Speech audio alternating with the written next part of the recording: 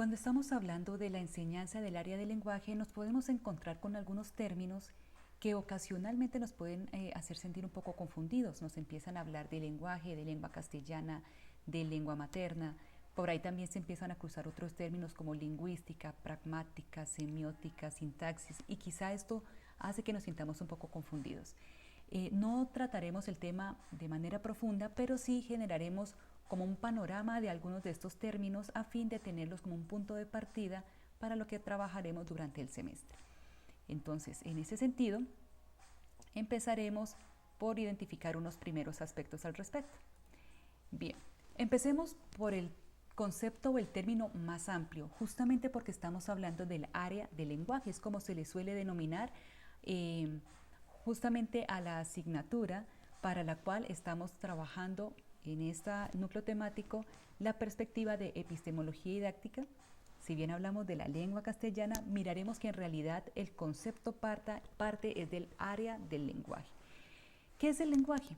Cuando estamos hablando del lenguaje, estamos hablando de una capacidad o de una facultad que es propia de los seres humanos, es connatural al ser humano, se apropia del ser humano para comunicarse a través de sistemas simbólicos. ¿Qué vienen siendo los sistemas simbólicos? Para que lo vamos entendiendo. Los sistemas simbólicos son básicamente unos acuerdos o unas convenciones que tenemos o que generamos los seres humanos en el encuentro con otros y que se convierten como en una especie de código común. ¿Listo? Son elementos comunes que nos permiten comunicarnos y entendernos unos con otros. Podemos hablar de sistemas simbólicos con algunos ejemplos. Uno de ellos sería justamente la lengua escrita o nuestro lenguaje escrito. Podemos encontrarlo muy cotidianamente en los libros, en las cartillas, en los anuncios, de pronto en los periódicos, ¿sí? En las carteleras. Todo esto van a ser una manera de utilizar nuestra lengua de manera escrita. Pero también tenemos, por ejemplo, la música. Una partitura va a dar cuenta también de una forma de representar unos sonidos que alguien va a interpretar. Es otra forma, es otro tipo de sistema simbólico. También tenemos las matemáticas como un sistema simbólico que permite dar cuenta de una manera de comprender o de una manera de representar, de poder sacar de nuestra mente unas ideas y poderlas poner de manifiesto o poderlas plasmar para que otros las conozcan. Cuando hablamos de esa capacidad del ser humano para generar representaciones, podríamos también como remontarnos a nuestra historia como humanidad.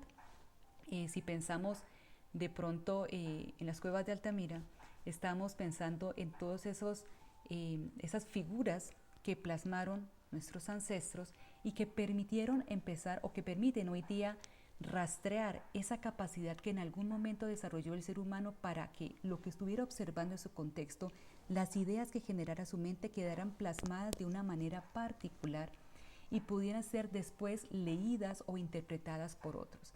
Eso es una facultad eminentemente humana.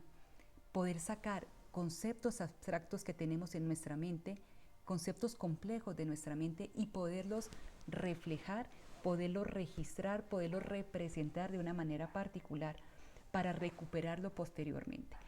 En ese sentido, cuando hablamos de esos códigos comunes, de esos sistemas simbólicos, justamente estamos hablando de esa capacidad de representar de manera gráfica, de manera oral, pero también de manera gestual, y que nos permite la comprensión entre los seres humanos. De ahí que cuando hablamos de esa facultad o de esa capacidad, tiene que ver con la posibilidad que nos genera también para relacionarnos con otras personas, y básicamente la relación también tiene una lógica inicialmente de supervivencia, pero también de darle sentido a la vida. El hecho de que yo pueda hablar con otra persona, el hecho de que pueda transmitirle o compartir con otra persona lo que hay en mi mente, es lo que nos permite también vivir en sociedad y lo que nos permite crecer y evolucionar como sociedades. El hecho de que digamos como que la especie humana haya generado un tipo de transformación de su entorno y un tipo de lógicas de vida tiene que ver con esa capacidad del lenguaje, que no la tienen otras especies. ¿Listo? Entonces, por eso hablamos de que es una facultad connatural al ser humano y tiene que ver con esa posibilidad de generar pensamiento abstracto y poderlo representar, sacar de sí para otros y que a partir de allí podamos generar relaciones, interacciones. Entonces tenemos esta facultad que es el lenguaje en términos amplios, entonces vamos pensando que si hablamos del área del lenguaje, ¿a qué hará referencia? Y a partir de allí vamos a también a pensar en la siguiente perspectiva que de pronto nos ayuda a aterrizar qué es esto de poder sacar elementos abstractos y compartirlo con otros. Vamos a pensar en el ejemplo que estamos viendo ahorita en pantalla. Cuando nosotros hablamos de una imagen que hay en nuestra mente, por ejemplo, estamos pensando en una casa, tenemos la capacidad de expresarle al otro, a otra persona, ese concepto que estamos elaborando en nuestra mente. ¿Listo? Podemos hacerlo de manera fonética, o sea, con nuestra voz, el sonido que articulamos, podemos decir la palabra casa, o también podríamos representarlo de manera escrita, escribiendo la palabra casa, en este caso en español, sabiendo que para hacerlo hay una serie de grafemas en un orden particular, son 4 grafemas que estamos utilizando para poder construir esa palabra. Cuando la construimos, el tema no para allí, sino que hay otra persona, un receptor, que escucha, si es fonéticamente, o si estamos solamente pronunciándolo, o lee la palabra casa y a su vez construye una imagen acústica. ¿Qué es una imagen acústica? Pues básicamente está recibiendo ese concepto y está elaborando en su mente una idea a partir de esa palabra, sea escrita o sea oral. En este proceso pueden pasar diferentes maneras de, digamos, como de interpretar esos símbolos que yo estoy recibiendo. Si bien en el ejemplo que tenemos en pantalla, el Señor puede estar pensando en la casa como una construcción física, pensando en los ladrillos, pensando en las puertas, pensando en las ventanas, puede ser que en el momento en que pronuncia la palabra, en este caso la señora, lo que está haciendo es pensar en su propia historia, en lo que a esa persona le significa, en lo que le recuerda la palabra casa. En la imagen que estamos poniendo aquí en pantalla, puede ser que ella lo que piense es en lo atareada que se la pasa en la casa, en cómo tiene unas mascotas para las cuales responder, tiene una ropa que tiene que ir a lavar, tiene unos problemas, tiene unas dinámicas en su casa. Eso mismo va a pasar cuando trabajemos con los niños el área del lenguaje. Cuando nosotros les enseñamos y procuramos que ellos aprendan a escribir una palabra y les decimos que escriban la palabra mamá, ellos no van a estar pensando en las letras, en la M, en la A, en la M, en la A con acento. Ellos van a estar pensando en la figura materna en sus propias vidas. Y eso es algo que tenemos que empezar a reconocer como parte de la enseñanza del lenguaje. Y es que el lenguaje también tiene que ver con esa historia de nuestras propias maneras y de nuestra propia historia para poder representar algo en particular. Los símbolos, en este caso las letras, para el ejemplo que tenemos en pantalla, no están libres de una historia. Cada palabra va a tener un sentido, va a tener un significado para quien la lee o para quien la escucha, y esos sentidos y esos significados deben entrar en el proceso educativo.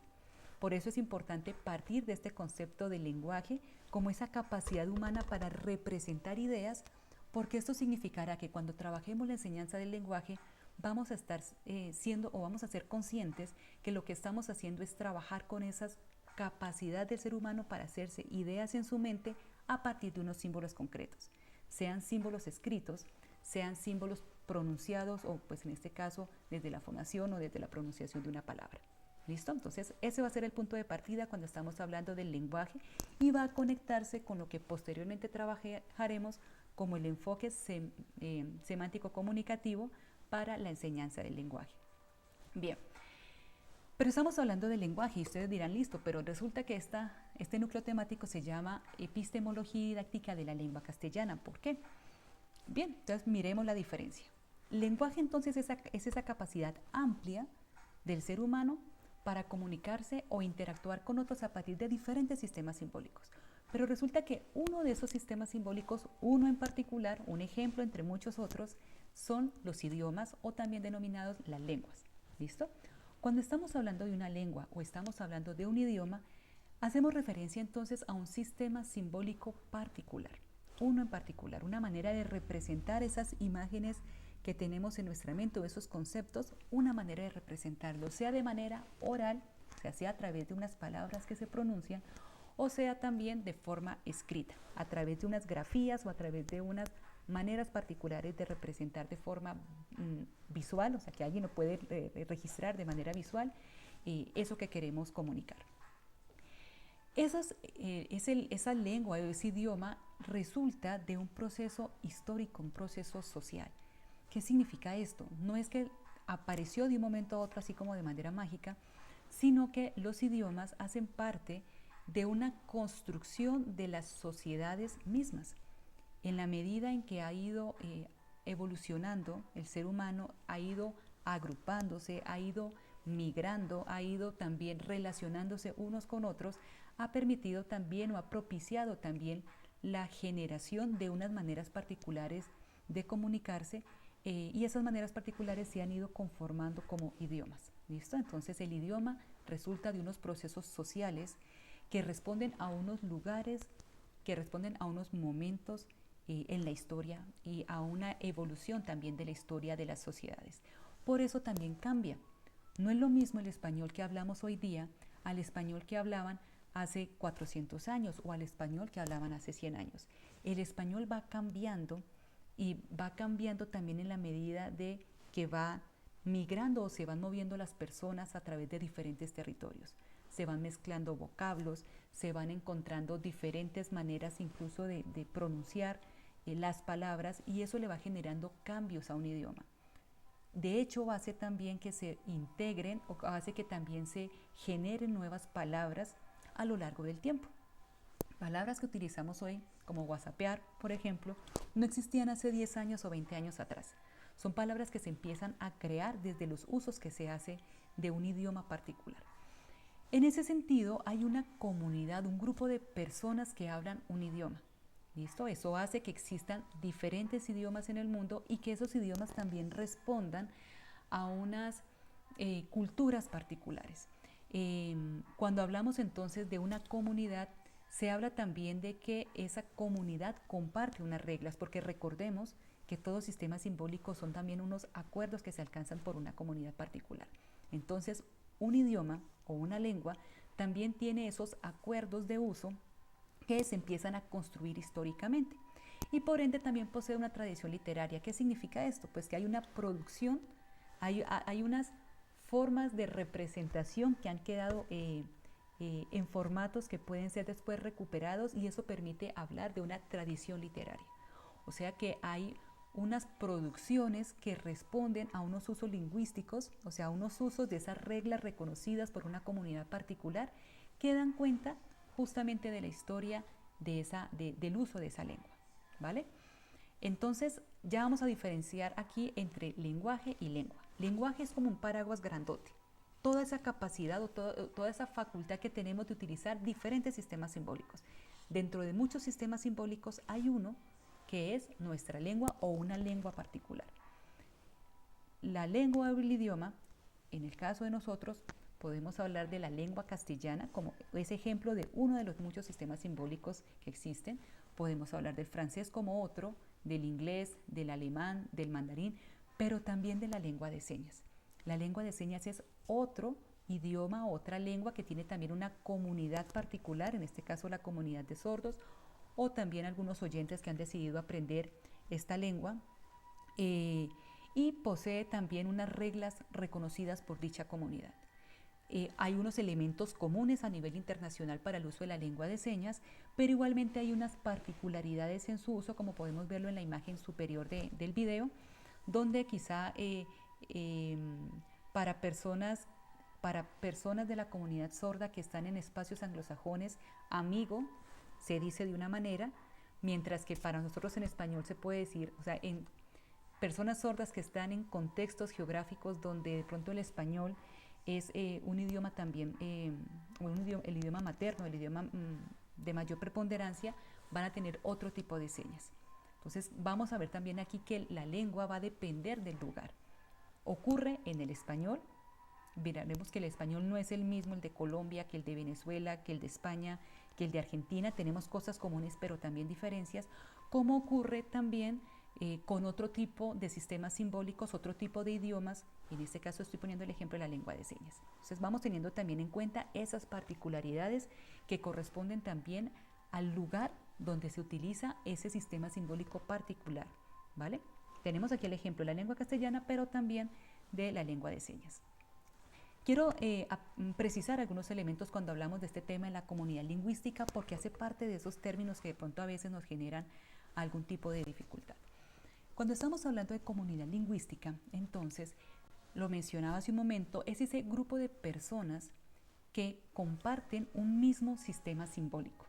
Esto comparten una misma lengua en este caso. Y entonces esa comunidad, comunidad, utiliza unas reglas o acepta unas reglas y unos principios, ¿sí?, de uso de ese sistema simbólico, sea de manera consciente o sea de manera, digamos, cotidiana, que lo ha aprendido, pero responde a esas reglas. Si cada quien hablara la lengua como quisiera, no nos entenderíamos. Entonces, la lingüística da cuenta son justamente, o las comunidades lingüísticas, es porque comparten esas reglas y esos elementos, esos usos de un lenguaje particular, de una lengua particular. En ese sentido, como tal, la lingüística como campo de conocimiento, como esfera disciplinar particular, es, digamos, esa perspectiva de estudio, de análisis, de reflexión en torno al lenguaje como un fenómeno social. ¿Listo? Básicamente lo que estudia es esa facultad del ser humano para comunicarse, y a partir de allí entonces va a pensar en relación con los diferentes sistemas simbólicos, particularmente la lengua, las diferentes lenguas. Va a hablar entonces o va a interesarse por reconocer el origen, cómo ha evolucionado en el tiempo, cómo son sus estructuras internas, esas reglas que se han acordado en el uso histórico para poder determinar cuándo una persona efectivamente es un hablante de una lengua particular, cómo se dan los procesos de asimilación o aprendizaje de la lengua en sus diferentes particularidades, por ejemplo, en este caso la oralidad, pero también la escritura. Todo eso hará parte de la lingüística como un campo de conocimiento. Y dentro de esa perspectiva de la lingüística en términos amplios, vamos a encontrar como diferentes subcategorías o diferentes perspectivas o dimensiones de interés para todo lo que sería la lingüística. Por una parte tenemos, por ejemplo, la fonética, que se interesa por reconocer, estudiar los sonidos del habla, cómo suena una lengua particular, ¿sí?, cómo se pronuncia o cómo se enuncia de manera particular una lengua. Hablamos de la fonología, que tiene que ver con esa organización de los sonidos del habla. De hecho, tiene que ver justamente con poder identificar y distinguir las diferencias de algunos de estos sonidos. Algunas, por ejemplo, comunidades particulares que hablan el español pronuncian de manera diferente la Z de la Z. En nuestro caso, en Colombia no se hace esa distinción. Igualmente pasa con la doble L y la Y, ¿sí?, entre otras particularidades que se pueden encontrar que tienen que ver con el estudio entonces de la fonología, el conocimiento o el interés de reconocer cómo se organizan esos sonidos del habla y cómo funcionan, cómo se pueden distinguir. Cuando hablamos de la morfología, es ese interés sobre, digamos, sobre el estudio de los grafemas, que es la unidad mínima, como si estuviéramos, normalmente se pone como sinónimo de letra, la unidad mínima de una lengua particular. Y no solamente estábamos hablando de la unidad mínima como el grafema, sino también de las palabras, de la conformación de las palabras, la letra, la sílaba, las palabras. Cuando estamos hablando de esa morfología de las palabras, esa construcción de las palabras, es importante tener en cuenta entonces que la unidad, cuando hablamos de grafema, estamos hablando de la unidad más pequeñita de un idioma particular. ¿Listo? Y no siempre el grafema va a ser igual a una letra. A veces las letras pueden estar constituidas por dos grafemas. En el ejemplo del español, la ch, la ch, o podríamos también pensar justamente en la doble L. La letra es la doble L, pero está conformada por dos grafemas, o pues por el mismo grafema dos veces utilizado, las dos veces la L. Listo, para que lo tengamos ahí en cuenta y vamos justamente mirando que hay unas particularidades o unas palabras con las cuales nos vamos sintonizando. Entonces ahí vamos con la morfología. Hay otro elemento de la lingüística que es la sintaxis. Cuando estamos hablando de la sintaxis tiene que ver con la organización de las palabras. Entonces la morfología es la palabra, pero la sintaxis es en qué orden se utilizan las palabras para que una oración tenga un sentido completo, para que pueda comunicar algo. ¿Listo? Entonces la sintaxis nos habla del orden o la organización de las palabras y esa es otro de los elementos que estudia la lingüística. También está la semántica que nos está trabajando o tiene que ver con el significado que tienen lo que se enuncia dentro de una lengua o dentro de un lenguaje dentro de un idioma particular. Entonces estamos hablando de ese significado que tienen las palabras, ¿vale? Y la pragmática, por último, también tiene que ver con el significado, pero de una manera muy particular, y es la intención o función que cumple una enunciación o algo que se dice o algo que se escribe. La pragmática tiene que ver con esa intencionalidad que tiene en un uso cotidiano el lenguaje. ¿Listo? Entonces, recoge de hecho por eso habla de la pragmática, los usos cotidianos del lenguaje, de la lengua particular, en el marco pues del uso de diferentes sistemas simbólicos y cómo entonces eso trata de comunicar algo y generar una reacción en esa persona a quien le estoy comunicando o genera una reacción en mí cuando soy yo el receptor de una comunicación dada. Todo esto lo estudia la lingüística y diferentes aspectos de todas estas dimensiones de la lingüística es lo que nosotros trabajamos en el área del lenguaje.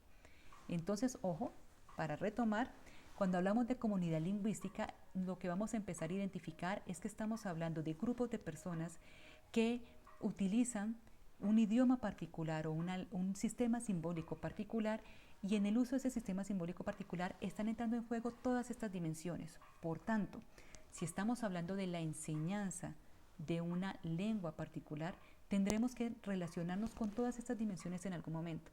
Tendremos que reconocer cómo suenan las palabras adecuadamente, que tiene que ver con la dicción, que un niño aprenda a pronunciar adecuadamente las palabras, que tenga una fluidez verbal, que tenga una posibilidad de usar adecuadamente la oralidad, pero también tendrá que ver con que sepa organizar esas palabras desde la sintaxis, que sepa cómo utilizar las palabras desde los sentidos que éstas tienen, pero también que reconozca cómo todo eso entra en juego en unos usos particulares, o sea, desde la pragmática.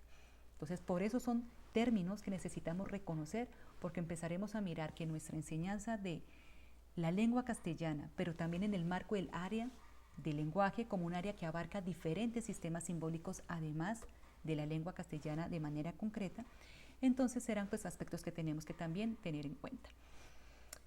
Igualmente, reconociendo que estábamos hablando de las comunidades lingüísticas porque ellas comparten una lengua, vamos entonces también a definir unos conceptos adicionales. Cuando estamos hablando de una lengua o de un idioma, digamos quienes son los usuarios de esa lengua, de su idioma, se les llaman hablantes. Hablantes en tanto, cuando se habla, valga la redundancia, del habla, es esa acción de usar el idioma en un acto comunicativo concreto, ¿sí? Poderlo utilizar, poder, de hecho, de manera oral, dar cuenta o tener esa capacidad de comunicarme con otro. Entonces, cuando estamos hablando del habla, es ese acto comunicativo concreto de poner en uso el idioma. Ese habla, de manera concreta, ese uso concreto del idioma, tiene unas particularidades que van a surgir también de las dinámicas de unos espacios, lugares y momentos en concreto. Si bien la comunidad, por ejemplo, de hablantes del español o la lengua castellana estamos diseminados por el mundo, no es lo mismo el español que se habla en España que el español que se habla en Colombia. Y a esas diferencias, esas particularidades, como esos subgrupos o esos subconjuntos en el uso de una lengua se le llaman dialectos. En Colombia, de hecho, tenemos diferentes dialectos. Si bien todos hablamos español como primera lengua o como lengua incluso oficial en nuestro país, es diferente el dialecto del costeño, al dialecto del paisa, al dialecto del caucano, al dialecto del nariñense. Todos tenemos diferentes formas de enunciar, de hablar, de utilizar incluso el español. Puede haber diferencias que están vinculadas a la pronunciación, ¿sí? Pero también hay diferencias que están vinculadas al... perdón, que aquí me fui un poquito, que están vinculadas también al uso de algunas palabras o algunos vocablos diferentes. Incluso el orden o la organización también puede tener ligeras variaciones entre unos lugares y otros. A eso nos referimos con el dialecto. Entonces, el dialecto son esos usos particulares de una lengua que están circunscritas a unos grupos humanos más pequeños. A esas comunidades lingüísticas tienen a su vez subcomunidades que utilizan de manera particular el lenguaje. Y dentro de esto vamos a encontrar que el dialecto, o sea, cada dialecto tiene unos acentos propios. El acento es lo que nos permite, por ejemplo, diferenciar a un caleño, a un paisa, de un costeño. Ellos tienen todos acentos diferentes, pero va como en una especie de relación de más grande a más pequeño. Entonces tenemos el lenguaje como el paraguas grandote.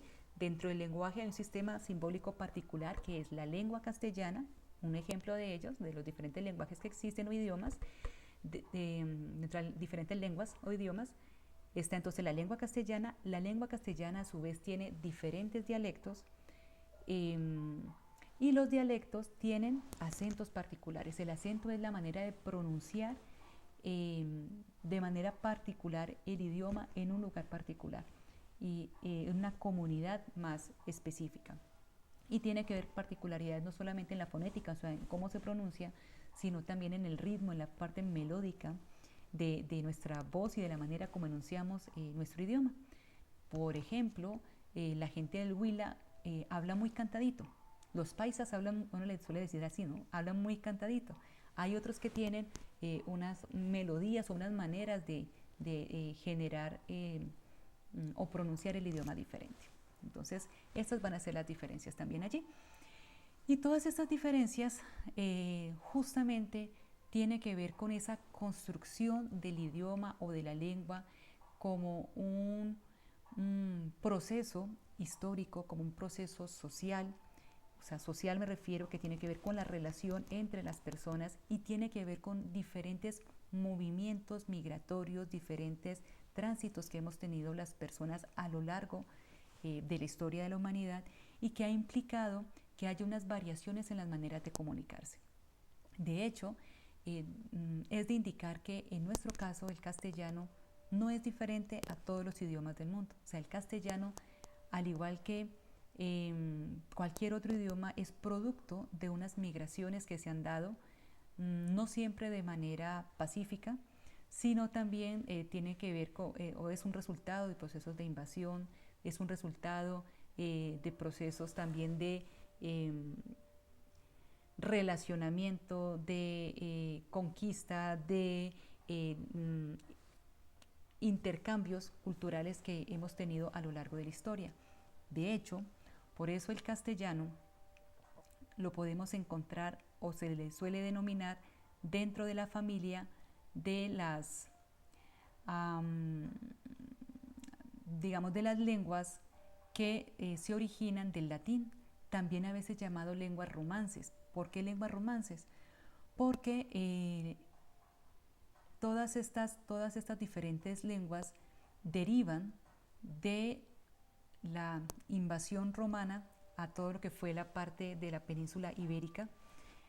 Cuando estamos hablando de esa invasión, se le suele denominar a toda esta cultura romance o a toda esta lengua como lenguas romances, porque quien nos invadió o quien invadió en ese momento la península ibérica fueron los romanos.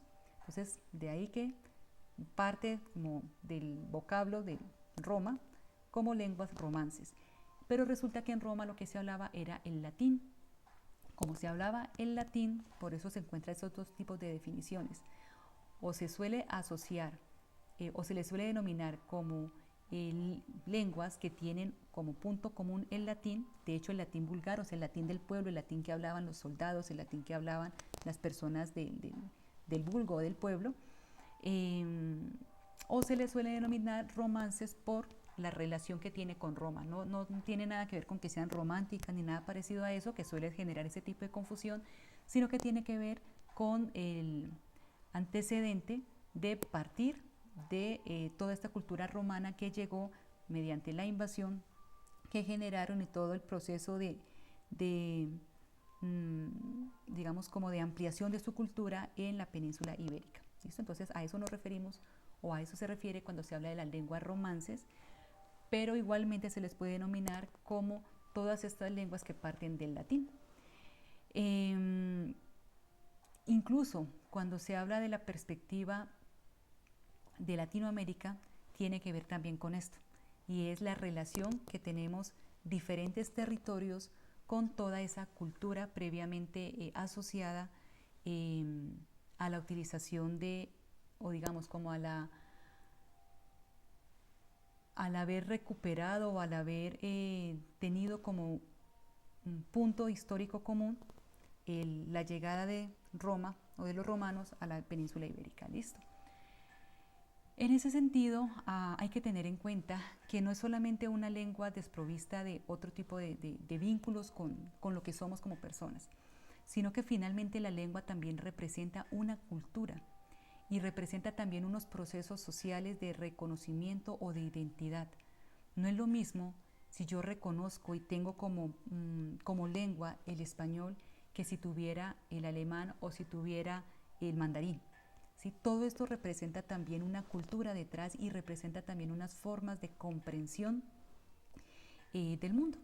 Nosotros cuando pensamos en el idioma que tenemos como primera lengua o como lengua materna, la lengua que aprendimos de nuestra familia, la lengua que hace parte de esa cultura en el seno familiar.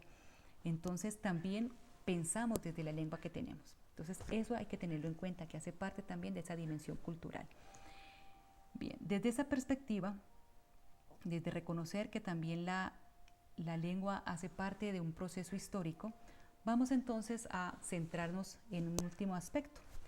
Y es que si de todo eso estamos hablando, cuando hablamos de lengua castellana, lingüística, semántica, semiótica y demás, entonces de qué estamos hablando cuando específicamente nos pensamos como maestros y maestras del área de lenguaje específicamente para preescolar y básica primaria. Cuando estamos pensando en ello, voy a dar como unas pinceladas en este sentido porque lo seguiremos profundizando, pero estamos pensando en lograr que un estudiante, que uno de nuestros niños sea competente para comunicarse con otros. ¿Qué significa ser competente para comunicarse con otros? Significa saber hacer uso de diversos sistemas simbólicos para poderse entender con otros y hacer cosas juntos. Pero cuando estamos hablando de entender y de entendernos con otros, tiene que ver con saber utilizar esos diferentes sistemas simbólicos, tiene que ver con saberlo poner en práctica, o sea, utilizarlo efectivamente en diferentes actos comunicativos, pero también tiene que ver con saber ser y saber convivir con las demás personas a través de la utilización y el reconocimiento de esos diferentes sistemas simbólicos.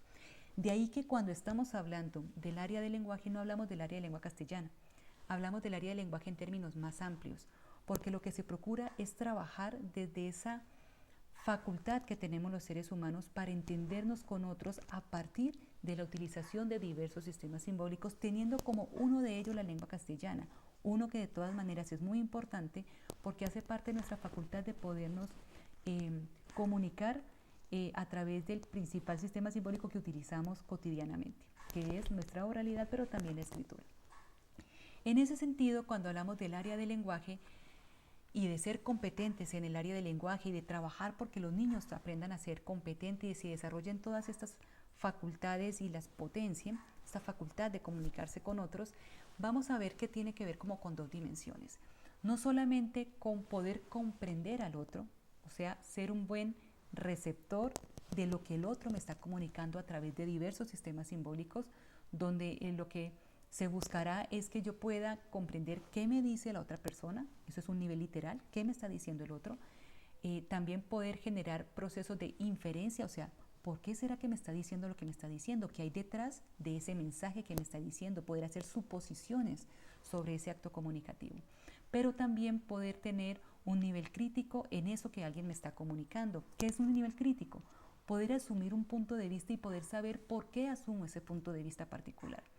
¿Por qué interpreto como interpreto lo que alguien me está diciendo? Entonces es poder tener una recepción o una comprensión o una interpretación amplia de aquello que recibo cotidianamente a través de diversos sistemas simbólicos, no solamente la lengua castellana o la lengua materna como primera lengua.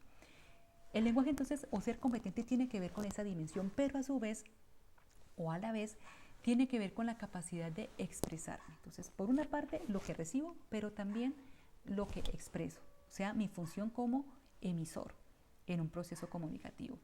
En ese sentido, cuando hablamos de ser competente en el área del lenguaje y procurar que los chicos lo sean, está asociado también con tener la capacidad de transmitir información, o sea, estructurar aquello que quiero comunicarle al otro para que esa persona me entienda, comprenda, reciba lo que yo le estoy brindando. También tiene que ver con la capacidad de poder expresar lo que soy, ¿sí? Eso tiene que ver con una capacidad expresiva, poder compartir eso que soy, no solamente eso que sé. Y tiene que ver también con la capacidad de interactuar con otros desde algo que se denomina la función apelativa y es la posibilidad de requerir, acordar, persuadir al otro para que caminemos juntos en una dirección particular. Poder utilizar diferentes sistemas simbólicos para interactuar con otros desde estas tres dimensiones, desde permitir que el otro conozca lo que yo conozco, invitarlo a que haga conmigo y poder expresar lo que siento, tiene que ver entonces también con ser competente desde esta perspectiva del enunciar, del representar. Recuerden que representar es sacar de mí hacia el otro. Entonces tiene esas dos dimensiones. Trabajamos el área del lenguaje desde la comprensión de lo que otros me entregan, me dan en un proceso comunicativo, pero también desde la representación, que es lo que yo brindo. En ese sentido, igualmente, vamos a reconocer, por último, lo que el Ministerio de Educación Nacional plantea como el enfoque para el área del lenguaje. De hecho, lo plantea en términos generales. El enfoque del área del lenguaje. El Ministerio de Educación Nacional, a través de los lineamientos curriculares, que son un documento, digamos como el documento orientador o el documento principal que genera el Ministerio en términos de conceptualización. Esto tiene que ver justamente como con la epistemología, con el planteamiento, el punto de vista respecto a por qué y para qué enseñar el área del lenguaje. Entonces el Ministerio genera este documento, de hecho es un documento de 1998, y plantea una perspectiva, recogiendo lo que diferentes autores han trabajado sobre la materia hasta el momento. ¿Qué recoge o cuál es el principio del enfoque semántico comunicativo? El principio, y su nombre lo indica, es trabajar desde los significados, lo semántico, recuerden que hace rato hablamos también de esta perspectiva de lo semántico, pero también trabajar desde lo comunicativo, o sea, desde esos actos cotidianos, desde esas acciones cotidianas de relacionarnos con los demás. Hacerlo desde aquí, ¿qué significó? Significó dar un paso a un lado, digámoslo así, sin ignorarlo, del enfoque previo que se venía trabajando. ¿Cuál era ese enfoque previo? El enfoque que podremos decirle que tradicionalmente se le dio o que se daba en relación con el área del lenguaje estaba fuertemente enfocado a la teoría gramatical. ¿Qué tiene que ver ese tema de la teoría gramatical? Estaba muy dirigido a una competencia lingüística, o sea, que los estudiantes fueran capaces de comprender cómo se organiza, cómo se estructura la utilización de la lengua, particularmente castellana. ¿Listo? No hablaban tampoco de diferentes sistemas simbólicos, sino que se enfocaba específicamente en la lengua castellana y muy particularmente en la morfología, o sea, en la formación de las palabras, en la sintaxis que tiene que ver con la organización de las palabras, la construcción de las oraciones y en la fonética. Este era como el eje de la enseñanza del lenguaje, que en ese momento era más específicamente la lengua castellana de manera concreta. Lo que plantea el enfoque semántico comunicativo es empezar a darle un giro, ¿sí? Y ya no trabajar tanto desde esas competencias lingüísticas asociadas con la morfología y con la sintaxis como de manera más fuerte y la fonética, para dar un paso a empezar a pensar en el desarrollo de competencias comunicativas e incluso, más que competencias comunicativas, competencias significativas. ¿Qué significa esto? A su vez, de todos esos elementos en los que nos podríamos enfocar, la gramática, las partes de sintaxis, la producción textual, digamos, competencias asociadas con la parte enciclopédica, que es poder dar cuenta de unos conceptos particulares sobre el uso del lenguaje, sobre saberes que nos permitan reconocer las palabras de manera particular, competencias asociadas justamente con la parte literaria y la parte poética. Nos dicen, no, vamos a centrarnos específicamente, o nos interesa darle especial interés al significado, a los sentidos del uso del lenguaje, específicamente, o sea, en términos más amplios del lenguaje, ya no específicamente de la lengua castellana, y desde esas intenciones y desde esas funciones asociadas con la parte de la pragmática. De ahí entonces que cuando hablamos de hablar desde los significados, empezamos a pensar en esas competencias comunicativas, o sea, que un estudiante sea capaz de o desarrolle esas habilidades de escuchar hablar y de leer y escribir, que básicamente significa saber cuándo comunicarme, de qué manera, con quién, en qué espacios, sobre qué. O sea, frente a cualquier situación de comunicación que se presente, frente a cualquier acto comunicativo que en la que requiera participar, poder evaluar rápidamente cuál es la manera más adecuada de hacer parte de esa situación comunicativa. Poder tomar decisiones que le den sentido a ese acto comunicativo de manera concreta, pudiendo identificar la mejor manera de comunicarme. Que si necesito mandar un oficio formal a una alcaldía, va a ser diferente que mandar una carta de amor. Poder hacer esa diferenciación en los usos del lenguaje. Que si necesito entregar un informe académico, no es lo mismo que entregar un poema o que hacer un texto expresivo tipo un poema, que no es lo mismo un texto narrativo que de pronto el uso de una publicidad. Que yo pueda diferenciar cuando en un noticiero me están hablando de una noticia, pueda discriminar, pueda hacer filtros en la información que estoy recibiendo, porque puede entender esa comunicación, en qué sentido se está dando, y pueda entonces asimismo tener una mejor participación social en los procesos comunicativos. De ahí que el enfoque, lo mencionábamos hace un momento, uno de los elementos que dice es, el enfoque es comunicativo. Comunicativo en tanto está centrado en actos de comunicación real y cotidianos, donde se sea capaz, o sea, la persona sea capaz de analizar esos procesos del lenguaje en situaciones, los mencionaba, comunicativas concretas. Esto implica entender que todo acto comunicativo es situado, o sea, ocurre en momentos y lugares particulares, están construidos en un momento histórico particular. Hoy día estamos hablando de la pandemia por el COVID-19 porque es lo que está ocurriendo en este momento. Hace 20 años estábamos hablando del cambio de siglo, era un momento histórico diferente y eso también marca las maneras de comunicarse y marca las cosas de las que se habla en un momento dado. Eso es uno de los ejes importantes dentro de los procesos educativos cuando estamos hablando de este enfoque semántico comunicativo, porque lo que nos interesa es trabajar dentro de eso que está siendo parte de los actos cotidianos de un estudiante o de una comunidad particular. Y en ese mismo sentido, cuando hablamos de lo semántico, son esos actos comunicativos desde procesos que tengan sentido y que partan de reconocer que hay una construcción de significado. Recordemos el ejemplo que les daba hace rato del señor que habla de la casa y está pensando en la construcción física, y la señora que recibe la palabra casa pero está pensando solo en los problemas de su hogar. Entonces, entender que todo proceso comunicativo también tiene que ver con unos significados que se construyen, con unas maneras de comprendernos. Así que, cuando hablamos de la parte de lo semántico, de los significados, tiene que ver con que esos significados se construyen justamente desde una perspectiva histórica, lo que está pasando en un momento dado, desde una perspectiva social, o sea, quienes están involucrados en un proceso de comunicación, también tiene que ver con unas dimensiones culturales.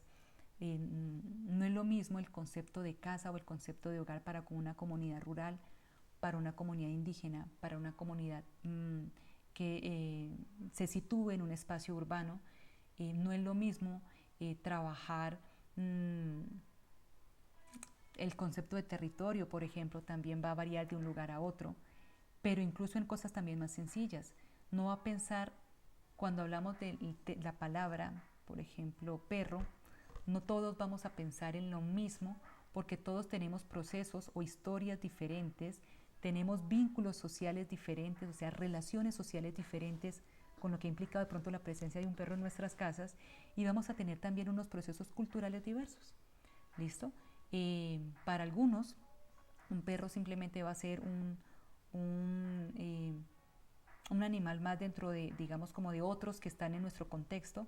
Para otros lo va a entender como el mejor amigo, para otros de pronto va a haber proceso ahí de indiferencia respecto a la existencia de un ser vivo como estos. Entonces hay unos procesos culturales que también ahí impregnan los significados que damos a las palabras, a las comunicaciones en torno a determinadas temáticas. De tal manera que esa construcción de significado se da justamente mediante el uso de diferentes sistemas simbólicos que nos permiten relacionarnos. ¿Listo? Y nos permiten relacionarnos desde diferentes tipos de comunicaciones.